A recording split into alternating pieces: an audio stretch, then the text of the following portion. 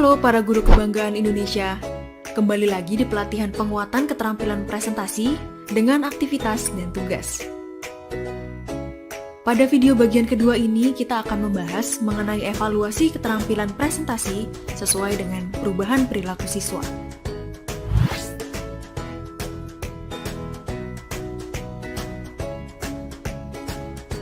Para guru kebanggaan Indonesia, salah satu tanggung jawab utama kita sebagai guru adalah membantu siswa kita belajar. Oleh karena itu, setiap hari kita ditantang untuk menciptakan dan mempertahankan suasana kelas yang positif, produktif, dan kondusif untuk belajar. Kita semua tahu bahwa perilaku sebagian besar siswa berubah-ubah seiring waktu. Guru memiliki pengaruh yang cukup besar terhadap perubahan perilaku siswa. Di luar hal itu, kondisi di rumah juga mempengaruhi perubahan perilaku siswa. Perubahan perilaku ini bisa terjadi karena suatu alasan.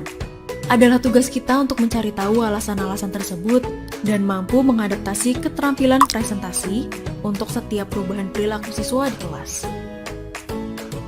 Hal pertama yang perlu kita lakukan adalah menciptakan suasana kelas yang positif. Yang dapat kita lakukan ialah memberikan interaksi yang positif kepada siswa saat mengajar di depan kelas. Sentuh siswa dengan lembut saat berbicara dengan mereka, panggil nama mereka, lakukan kontak mata, dan tersenyum.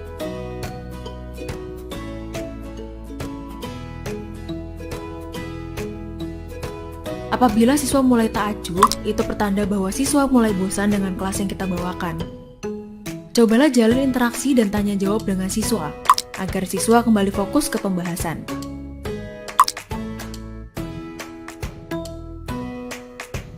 Kita juga bisa menambahkan kegiatan ice breaking, yaitu kegiatan untuk mencairkan suasana di sela-sela pembelajaran untuk mengisi lagi energi dan semangat siswa. Buatlah ice breaking yang mengundang gerak dan partisipasi seluruh siswa.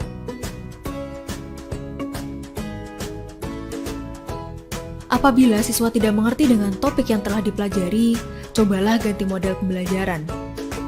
Cobalah sesekali menggunakan model pembelajaran daring untuk memberikan pengalaman belajar yang berbeda kepada siswa.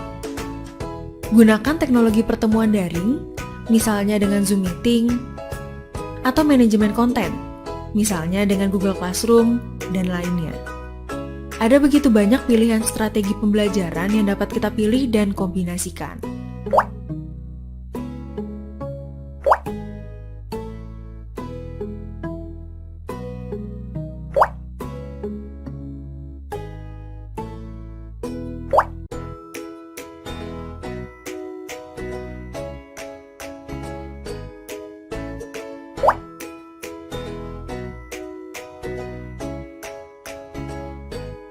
Selanjutnya kita bisa mengubah urutan kegiatan instruksional dalam mengajar. Jika biasanya pembelajaran disajikan dengan urutan UCL, uraian, contoh, dan latihan, ada baiknya kita mencoba alternatif urutan instruksional yang lain. Misalnya, dimulai dari pemberian contoh atau kasus, diikuti dengan latihan memecahkannya, dan diakhiri dengan uraian atau generalisasi dari isi pelajaran. Urutan ini dikenal dengan metode induktif. Siswa bergerak dari yang khusus ke umum. Lalu ada urutan LUC, latihan, uraian, dan contoh. Penyajian pembelajaran dimulai dari pemberian latihan atau percobaan. Kemudian dilanjutkan dengan uraian dan diakhiri dengan contoh. Namun ingat, latihan tidak boleh diberikan terlalu lama agar siswa tidak merasa frustasi. Siswa harus segera diberi uraian tentang isi pelajaran dan contoh penerapannya. Urutan CUL, contoh, uraian, dan latihan. Lebih tepat untuk siswa yang baru mempunyai pengalaman sedikit dengan topik pelajaran. Strategi ini bergerak dari hal yang bersifat khusus ke umum. Lalu ada urutan ULC, uraian, latihan, dan contoh. Penyajian ini sesuai untuk mengajarkan keterampilan gerak melalui penjelasan, lalu dilanjutkan dengan melakukan gerak.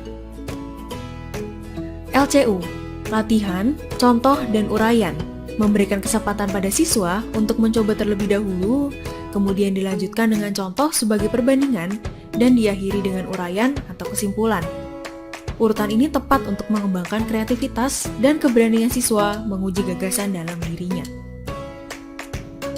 Cara lain adalah dengan memberikan alternatif media belajar yang dapat dipilih siswa. Misalnya, materi pelajaran tidak hanya disampaikan lewat video dan presentasi, tetapi juga melalui bahan ajar berbentuk buku, gambar, dan suara.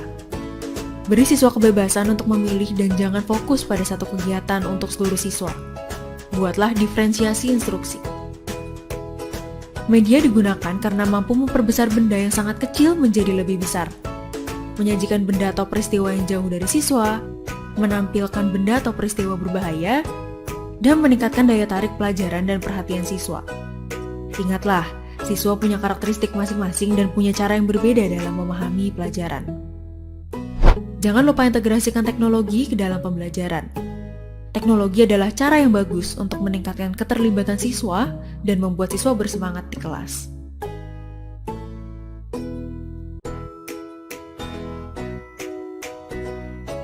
Ketika seorang siswa berperilaku buruk, seringkali kita menganggap itu adalah pilihan mereka.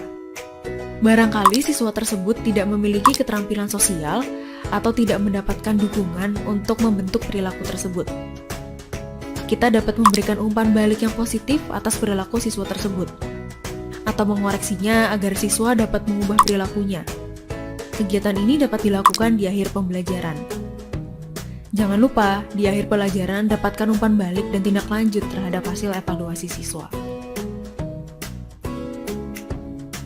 Kemanjuran penggunaan strategi instruksional berbasis tujuan perilaku mampu membuat pembelajaran lebih efektif. Itu sebabnya guru harus dapat mengevaluasi perubahan perilaku dan kinerja setiap siswa untuk menentukan efektivitas pengajaran di kelas menggunakan keterampilan presentasi yang baik.